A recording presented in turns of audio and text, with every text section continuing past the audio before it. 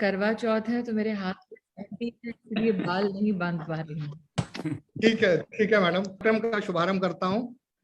माननीय प्रधानमंत्री जी के संसदीय क्षेत्र एवं बाबा विश्वनाथ की धरती काशी से आप सभी को हर हर महादेव नमस्कार। नमस्कार। मैं मनोज कुमार शाह, हर महादेव, संयोजक विदेश संपर्क विभाग, भारतीय जनता पार्टी उत्तर प्रदेश, आप सभी का आज के इस अति महत्वपूर्ण एनआरआई संवाद में हार्दिक स्वागत एवं अभिनंदन करता हूं।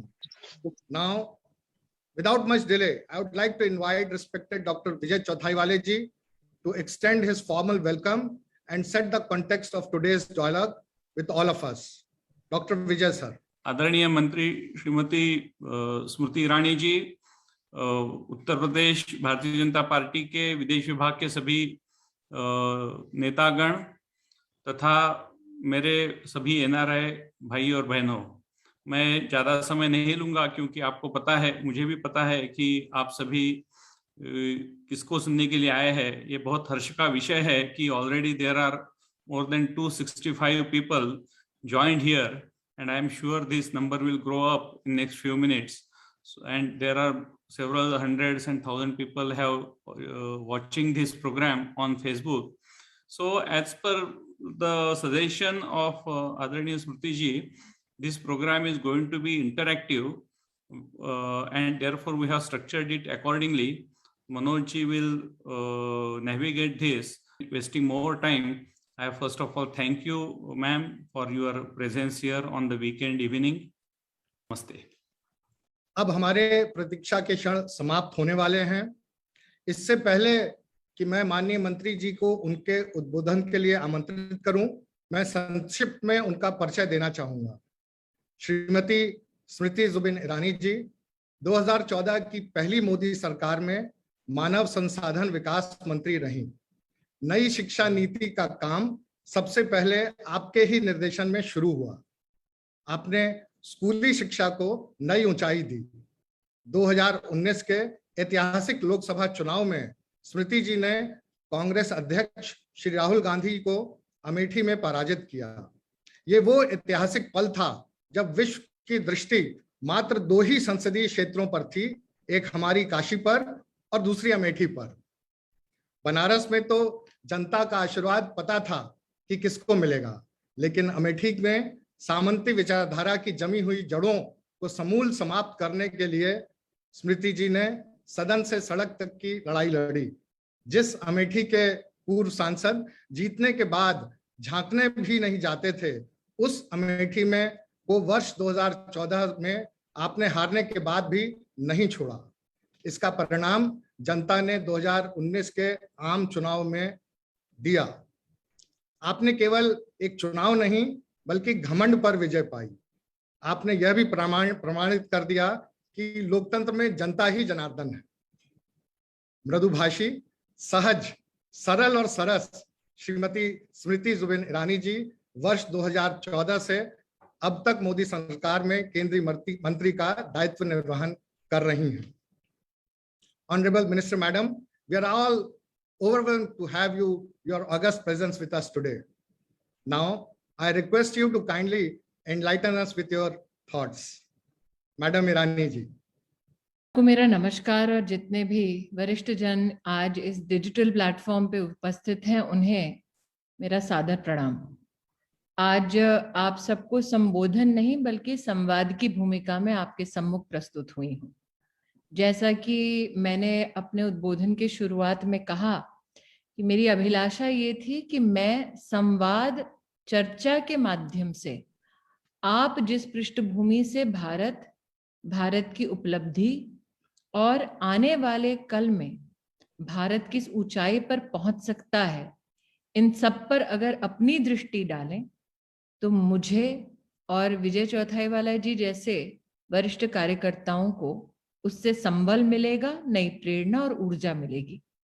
सर्वप्रथम तो मैं राकेश मल्होत्रा जी ने चैट पे अभी शायद करवा चौथ के मेरे उल्लेख के बाद प्लेटफॉर्म पर सभी बहनों को करवा चौथ की अग्रिम बधाई एडवांस में दी है। तो मैं राकेश जी, क्योंकि महिला संबंधी विभाग से हूँ, इसलिए आपकी इस बधाई और आशीर्वाद को मात्र हम बहनों तक सीमित नहीं रखूंगी। जितने भी आज इस डिजिटल मंच पर भाई जुड़े हैं, उनकी धर्मपत्नी के प्रति भी अपनी ओर से शुभकामनाएं अर्पित करना चाहूंगी। मनोज जी ने कहा कि मैं ध्यान आप सबका आकृष्ट करूं और अपने उद्बोधन में कुछ बिंदुओं को उठाऊं।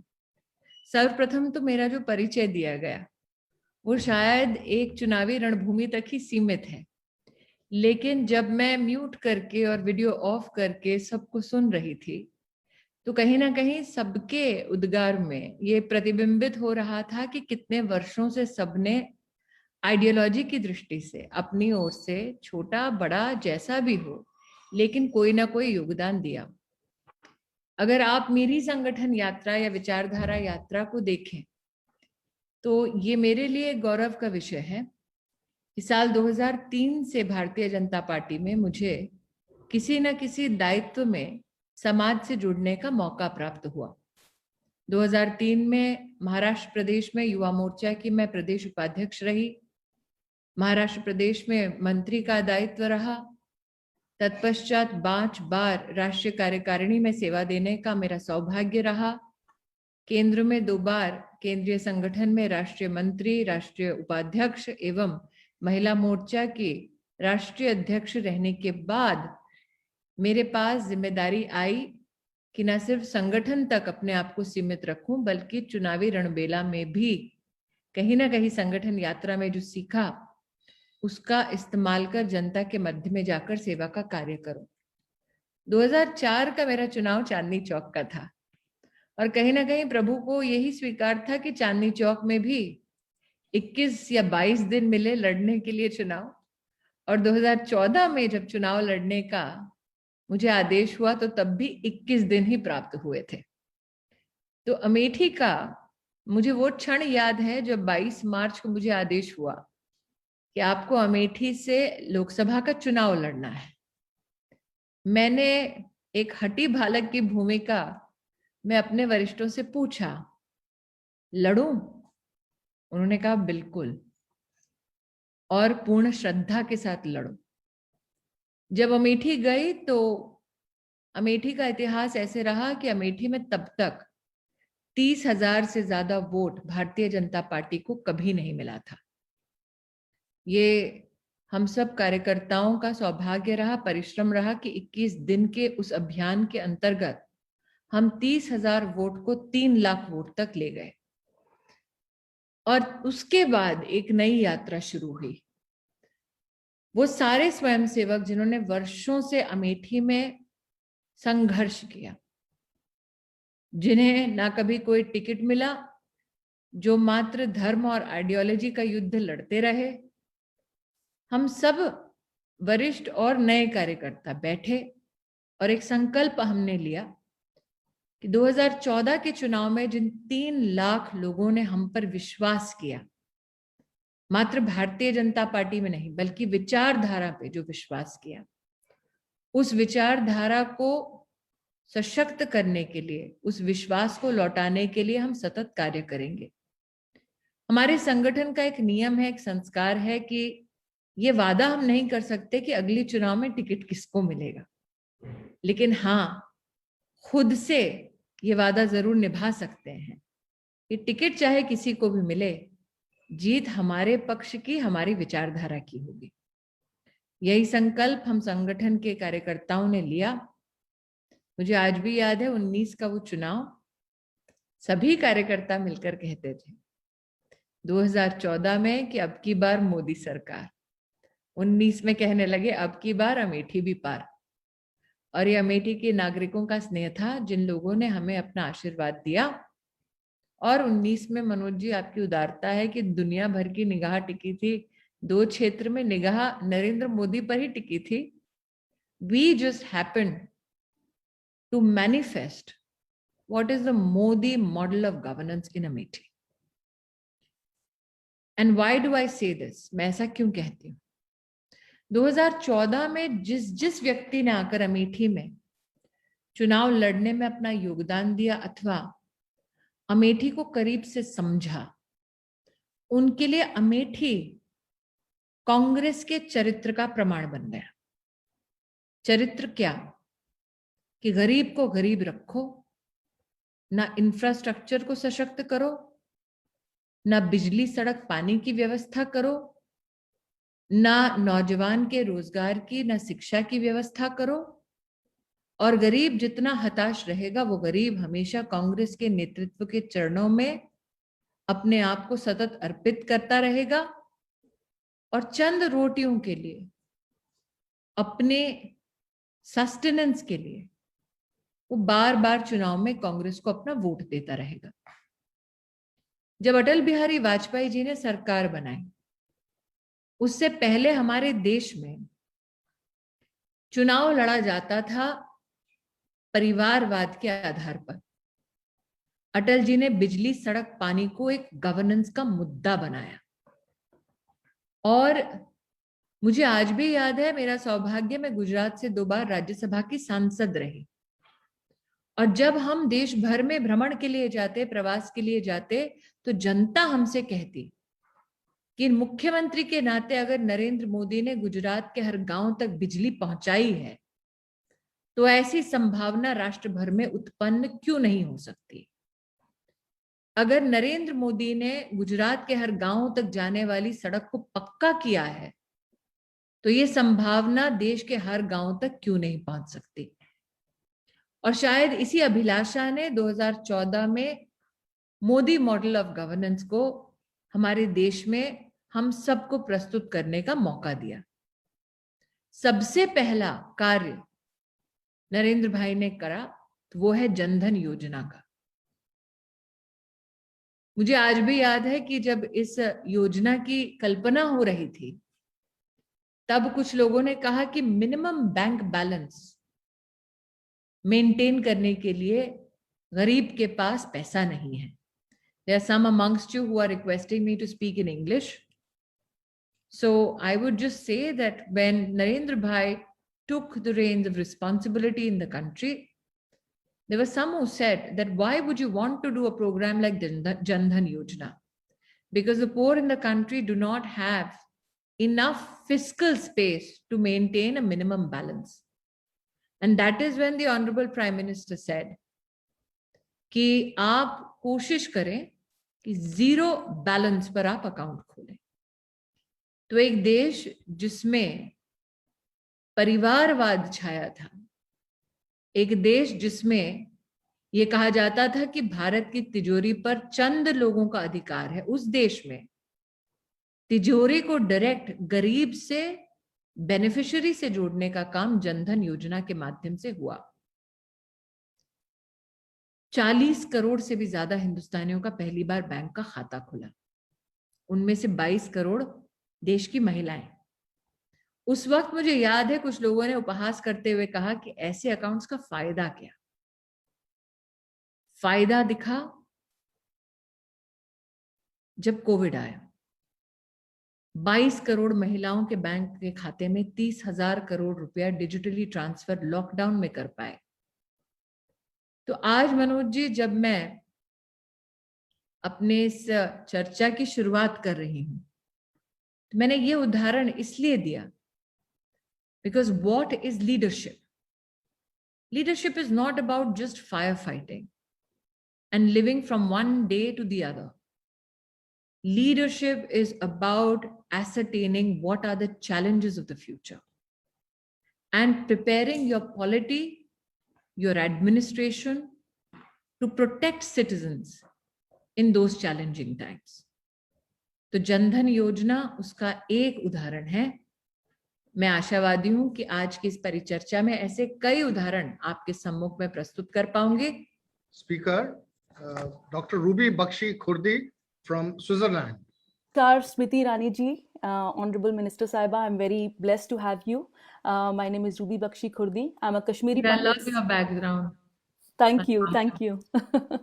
I'm very much inspired by BJP, so you see my curl orange and red everywhere. और स्विट्जरलैंड में मैं चाह रही हूँ कि सबको पता चले कि ये कलर्स कितने सिग्निफिकेंट हैं, specially when we are doing something auspicious.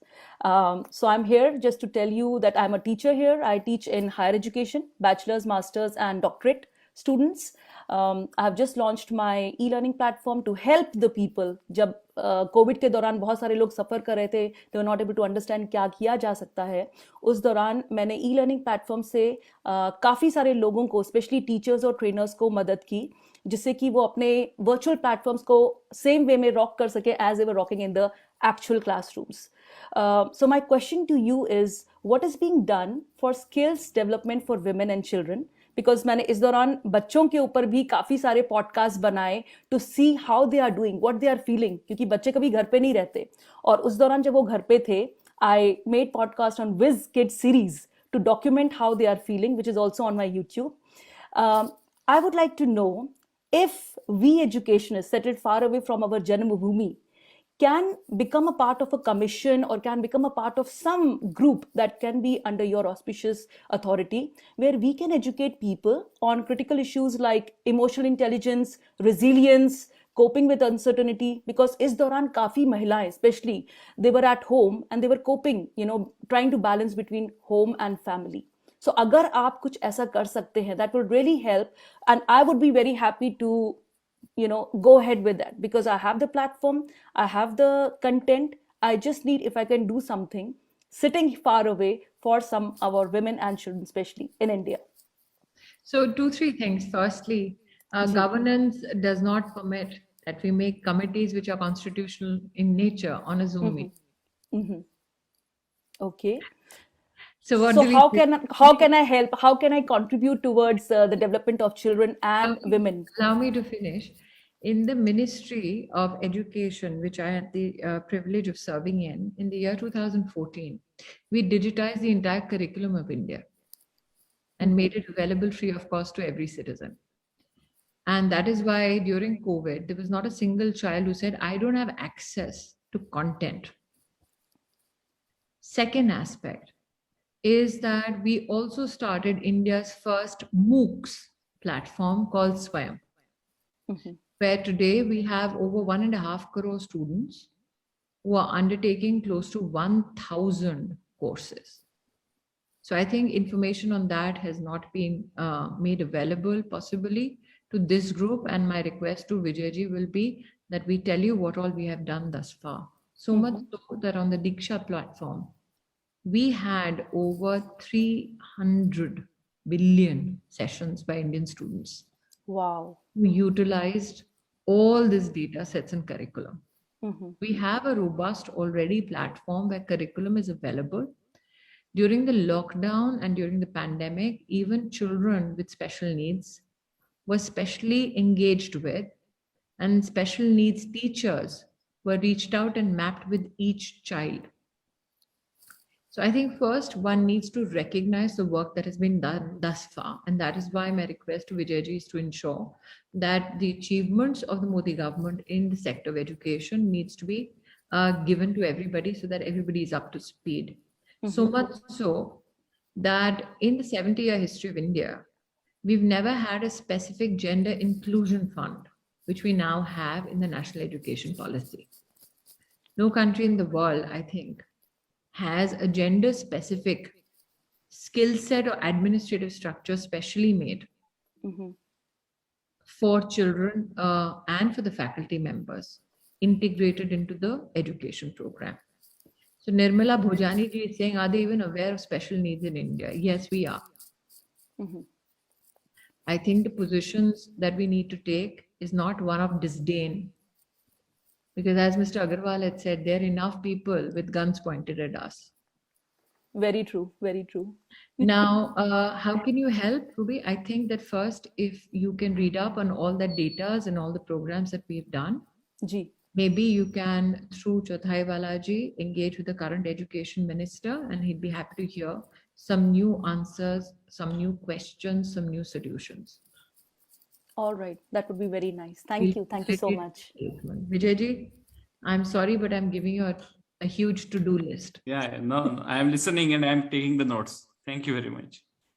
Vijayji, looking forward to have an interaction with you as well. Sure. Thank you. Yeah. Thank you. Thank you.